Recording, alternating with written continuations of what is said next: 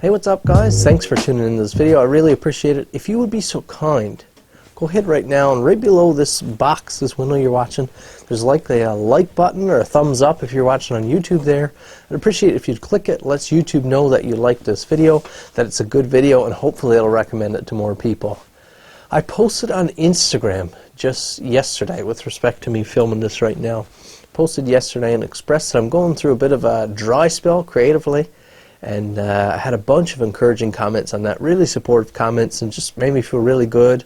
That wasn't the goal. I was just kind of, I guess, making an excuse for myself why the content's been lacking and it's been slow coming out, and I haven't been present online a lot. It's just a bit of a dry spell I'm going through. But I got a lot of really cool comments, and one of them was to suggest a shop tour.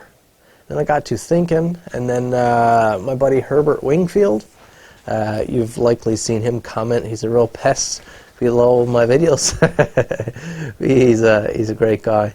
But he was talking to me and he brought something up because I mentioned a little while ago about moving to a new location, a new shop, and building my dream shop. That might be a series coming out later this year.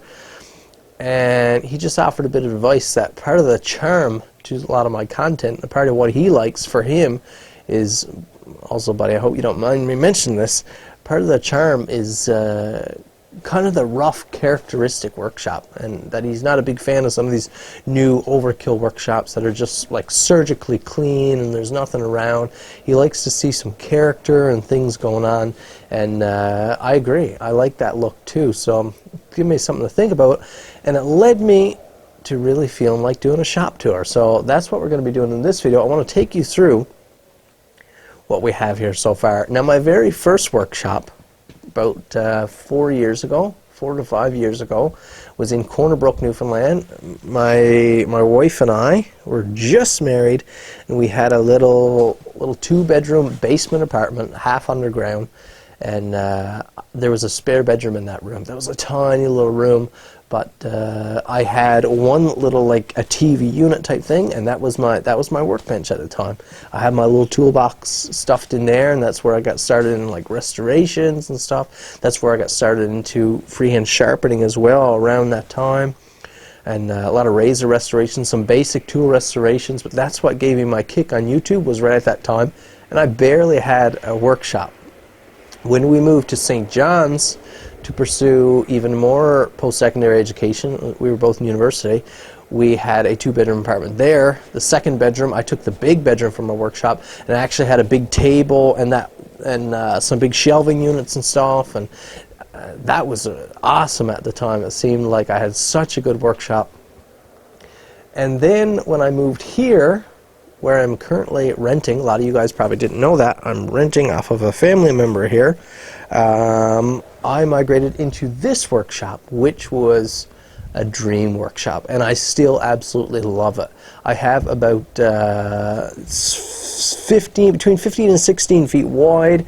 It's about 24 feet deep, so from you guys back to that back wall, but I only have starting back around here, so I've lost probably 8 to 10 feet off that, just with storage and stuff of some family members' stuff. So that gives you an idea of how much space I have. Let's have a look here at what I would call my craftsman's paradise, which that's the goal. I can't title this knifemaker's workshop.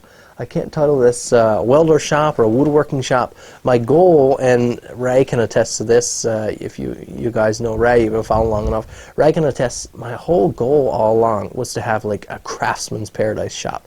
Because I'm not just a knife maker. I'm not that one-dimensional guy, and I never want to be, I don't want a career as a knife maker. I do love making knives, and that's something I'm working really hard on now to sort of master that craft. But it's not like it's my lifelong dream to be a knife maker. I want to be a craftsman. I want to be a fantastic leather worker. I want to be a good freehand sharpener. I want to be excellent at woodworking because I love carpentry type work and I love fine craftsmanship. I love knife making, and who knows where the road is going to take me. Who knows where I'm going to go. But whatever shop I build at any time, I want a craftsman's paradise. I want something that'll allow me to do it all. So that's enough babbling. Let's show you guys around to exactly what I have here.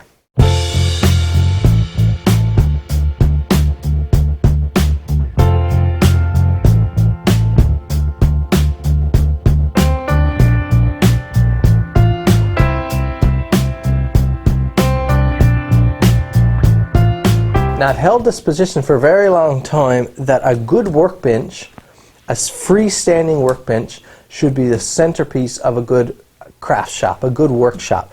This may not be the case, of course, in some scenarios. If you're like an auto body shop, maybe it's not the right thing, or maybe if you're exclusively a steel fab shop, maybe perimeter type benches are the best. I don't know, but in my opinion, for a crafts type shop, an all-around workshop, and I think the majority of shops, a freestanding bench is what you want. Now this one I built, this was an awesome series. I'll try to put a card up there, but it's got a lot of attention, and I've got a lot of really nice feedback on the build series for this bench. It was probably my biggest project of all time, where I built this timber frame workbench with all exclusively hand tools, no power tools involved, everything done pretty old school, hand saws, chisels, all mortise and tenon joints with draw tenons.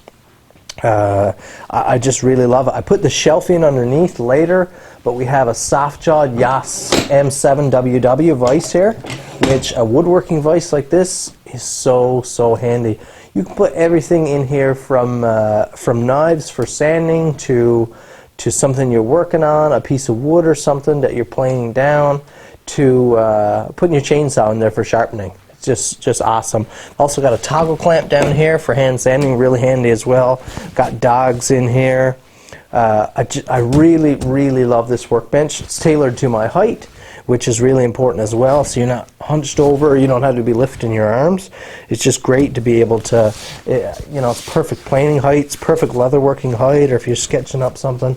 I love this bench, and a bench I think should be the center of your workshop. Everything is kind of geared around that. And most of my time is spent at this end of the bench because the vise is down here, and right behind me here we have like my toolbox, and all the most often used tools are going to be right next to my bench. So right here we have some of my woodworking tools, and also the doubles leatherworking tools, my gouges and chisels, things like that. Right here, this top drawer is where I keep all my in-progress and finished knives. We have all my like measuring and marking tools here, combo squares, measuring tapes, calipers, depth markers, anything like that, speed squares. Here's some leatherworking supplies, so the small tools, punches, engravings, threads, extra daubers and things like that. And down at the very bottom is my collection of hand planes.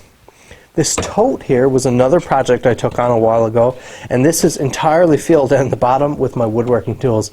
You guys know I have a beautiful collection of vintage woodworking tools, and they just don't get used much lately, largely because I don't have a good spot to keep them.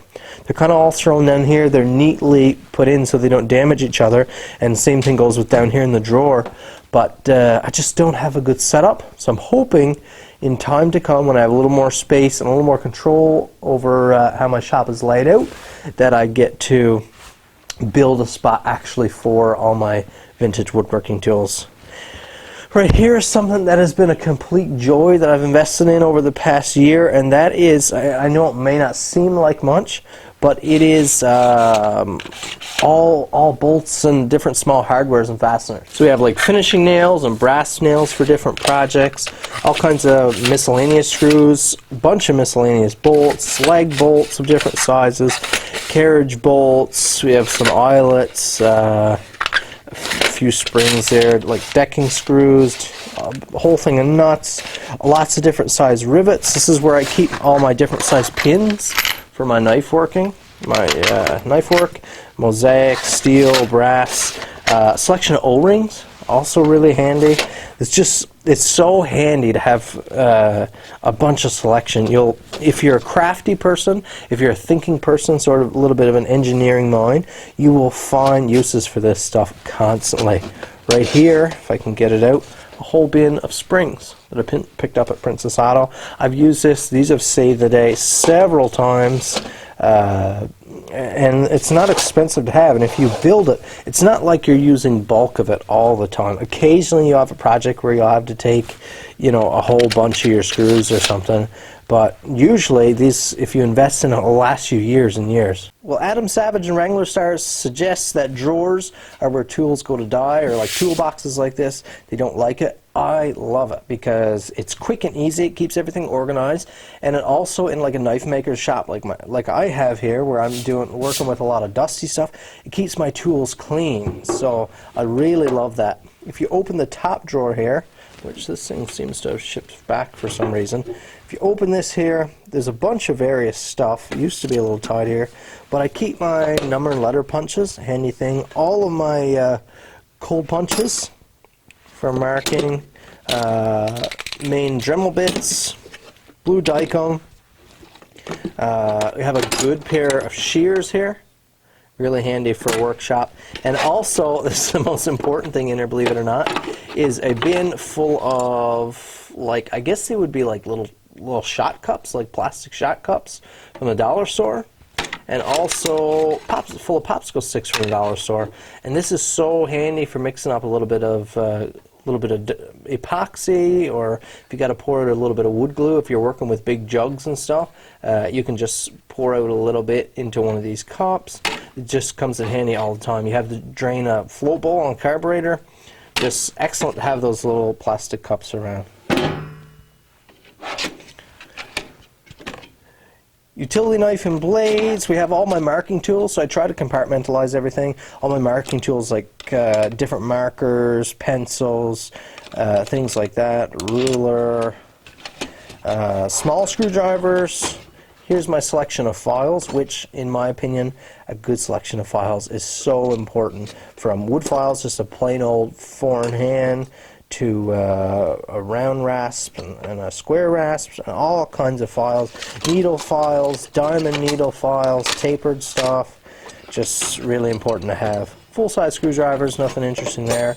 And then my wrenches in metric, all laid out there.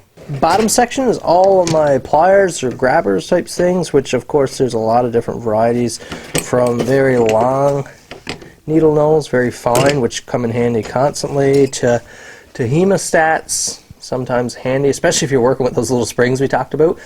Being able to clip those, pinch them in and lock them so they don't get away from you is really nice. And yeah, just fairly cheap. Like, these are Mastercraft brand pliers, but they've been great. Drilling section, various steel bits or various multi-use bits. We have a right angle DeWalt, which this thing is awesome, so handy if you haven't seen it. So this will chuck into my impact driver here, our drill, and allows you to run in small spaces or at 90 degrees, right?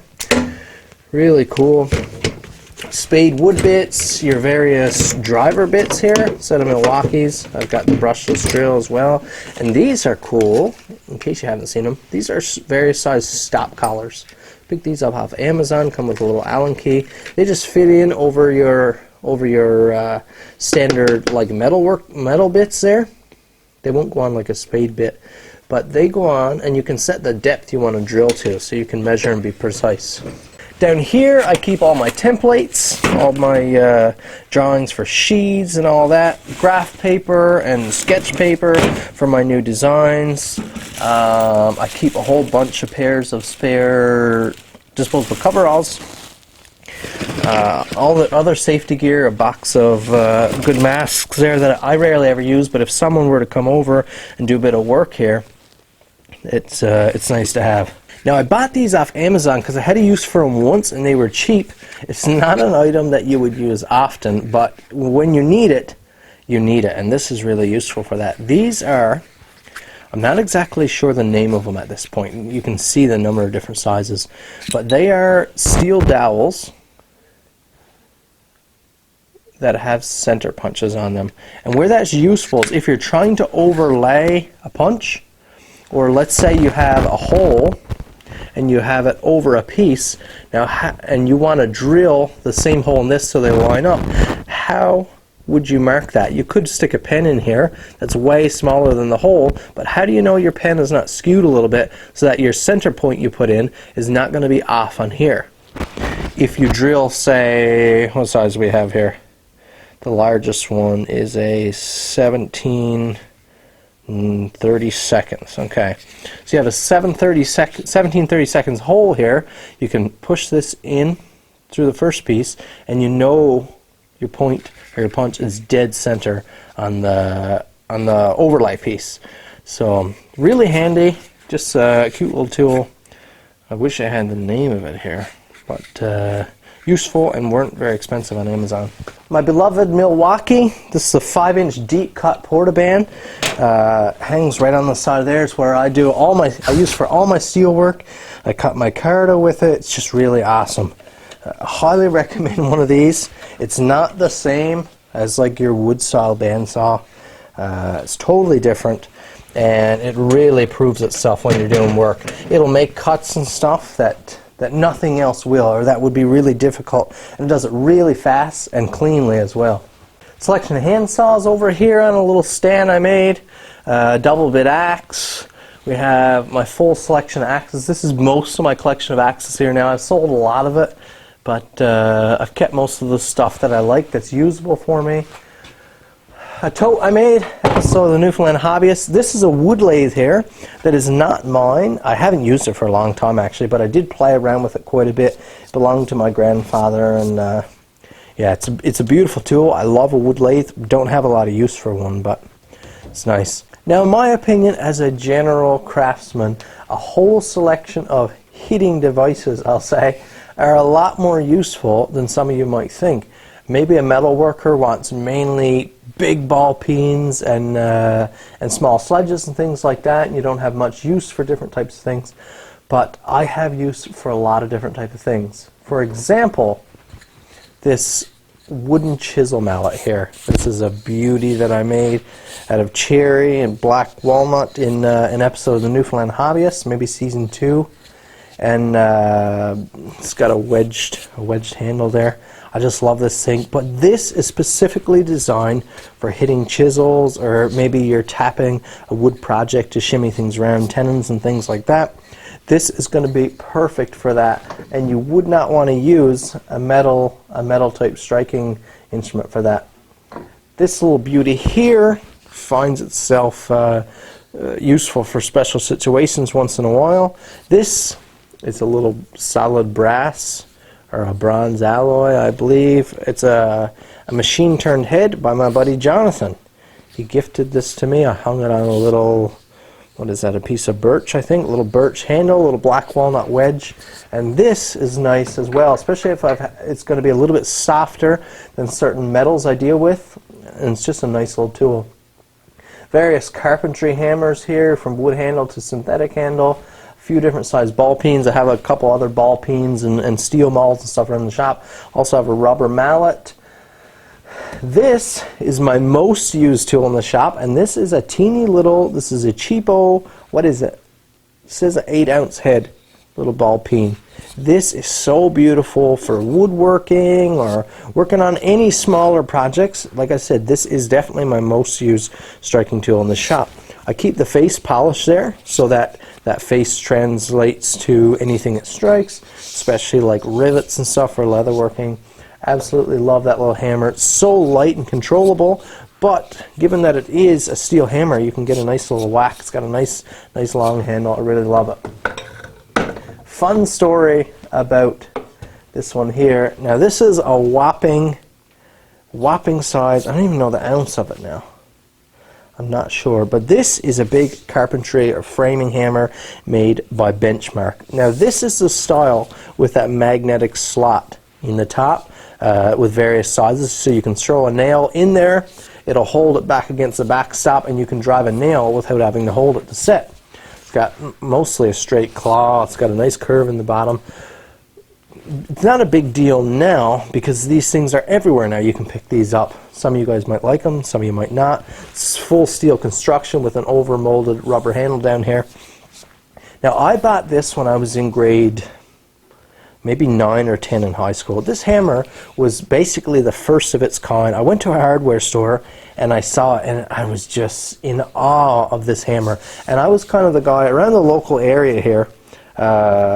When I was young, when I was a kid, I did a lot of odd jobs and work. I was a little bit entrepreneurial for my age, and I I just did a lot of small projects and jobs for people, and sometimes involving carpentry and things like that, and helping out family members. And I really always had an obsession with wanting my own tools. And when I saw this hammer, I just had to have it. So I remember coming home, and I wished I had bought it, but I needed a bit more money. It was like 50 bucks at the time, and that was an absurd amount of money. So went home, did a couple of odd jobs and stuff, and when I went back there, I bought this hammer. Man, I was so proud to have this hammer. It was one of the few tools I owned, that I really owned at that time, that I earned and got for myself. And I was so proud, and I'm still proud of this hammer. It's funny things, some of those things like sit in you, those feelings, and still now when I get to do a bit of carpentry, or I'm going up dad's and I get to pull this hammer out, man, this is like a bit of joy. A bit of joy comes, you just start remembering some of those feelings again. And this style of hammer had just come out. I'm not sure if I already said that, but with the magnet inset, and that was like, wow, so cool. Such cool technology at the time. Now they're on every hardware store wall. But yeah, just a little bit of history. Still have it. Keep it clean. Keep it ready to go. I'll probably have it, Lord willing, till the day that I pass it on to someone else, or I pass away myself. Plain old little bench grinder here, really important and useful tool to have for anyone, from just the weekend mechanic, or the common woodworker, the fine woodworker, the metal worker, whatever. You need a bench grinder. I have mine fitted with a wire brush and felt wheel here, spiral stone felt wheel. Really handy combination in my opinion. I have belt grinders, so I don't like the stone wheels. I never liked them anyways. Next to it right here, a big slab of granite. Also a really useful tool to have. You can get these on any leatherworking sites like Tandy. A lot of times they come like 2 inches thick. But if you want something hard to hit on, and for doing like small things, sometimes you need a really dense platform. For leatherworking, rivets and stuff like that, and it needs to be clean. This is a nice option. Ray was nice enough to gift this one to me. Ray spent a lot of time working with stone materials and stuff, and really appreciative to have this. Now, in the opposite corner of the shop here from the axe corner there, you notice we have 3 drill presses. We'll get around to the other tools there in a minute. It may seem a little bit excessive or silly, but it actually has made my life a whole lot easier. I have one here dedicated to metal. Anytime you're drilling metal, there's going to be cutting fluid involved. There's going to be a lot of mess, dirt, grease, grime, and things. And if then you're switching to drilling holes in leather, you really have to clean that drill press down. You have to scrub every surface around, because if you have a clean piece of edge tan leather, man, if there's a speck anywhere in the area, it's going to find itself onto that veg tan leather. So anything I'm doing with leather or wood would not touch this drill press over here. That would be on this one here. This one keeps clean. I never touch this one to metal. I would drill a clean piece of brass or something that I didn't need any cutting fluid for. That's just dry. It's clean, not a big deal.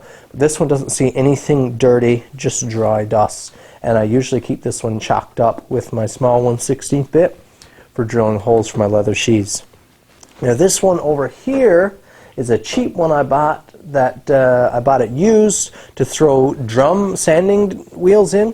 I don't need that right now. I'll let you know about that in a minute. I don't need that anymore, so I think I might sell this one again or something.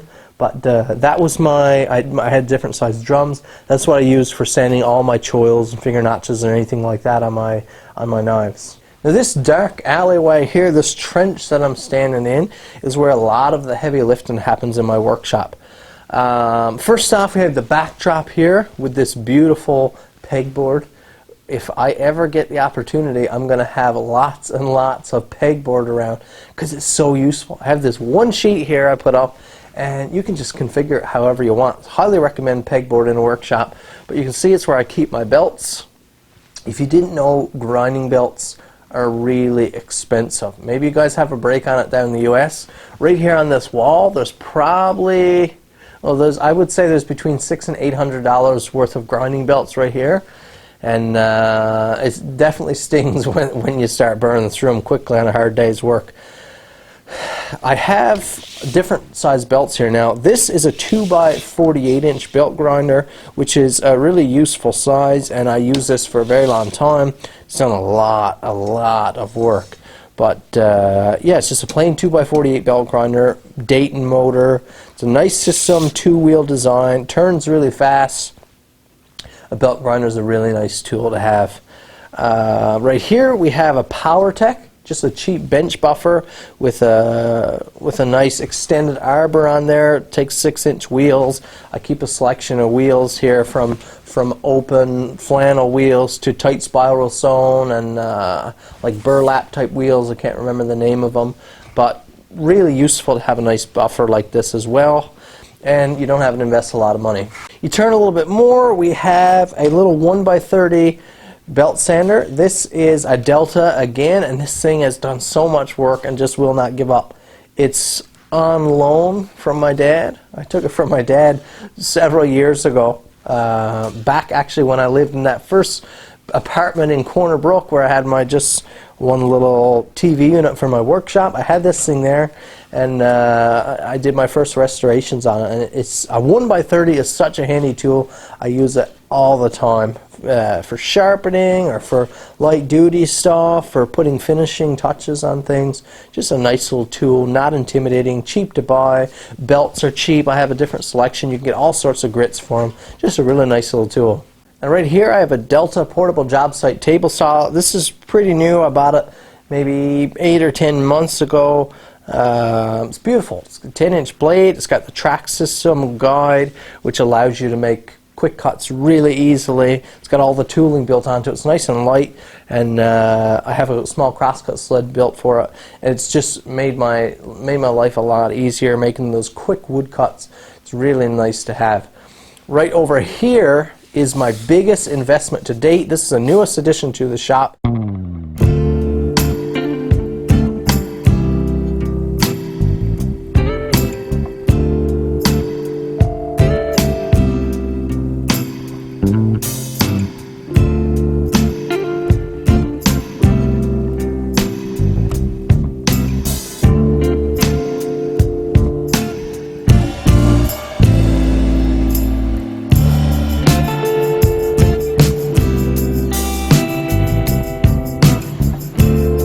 This is an OBM 2x72" belt grinder.